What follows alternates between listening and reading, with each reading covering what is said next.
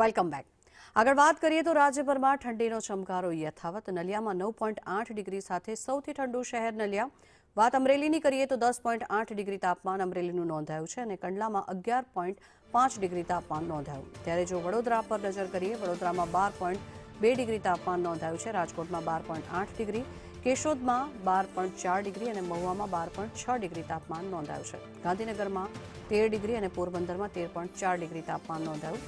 સુરતમાં 13.8, અમદાવાદમાં 14 ડિગ્રી તાપમાન નોંધાયું છે. ભુજમાં 14.4 અને ભાવનગરમાં 14.8 ડિગ્રી તાપમાન નોંધાયું છે. વેસ્ટર્ન ડિસ્ટર્બન્સના કારણે થઈને બપોરે ગરમીનો પણ અહેસાસ થઈ શકે છે. ત્યારે વડોદરાની જો આપણે વાત કરીએ, 12.2 ડિગ્રી તાપમાન નોંધાયું છે, રાજકોટમાં 12.8. પાટનગર ગાંધીનગર પર નજર કરી લઈએ એક વખત તો પાટનગર ગાંધીનગરનું 13 ડિગ્રી તાપમાન નોંધાયું છે. સુરતમાં 13.8 ડિગ્રી તાપમાન નોંધાયું છે. રાજ્યભરમાં હજી પણ આગામી દિવસોમાં ઠંડીનો ચમકારો યથાવત રહી શકે છે. ત્યારે અમરેલીમાં 10.8 ડિગ્રી તાપમાન નોંધાયું છે અને રાજકોટમાં 12.8 ડિગ્રી, પોરબંદરમાં 13.4 ડિગ્રી તાપમાન નોંધાયું છે.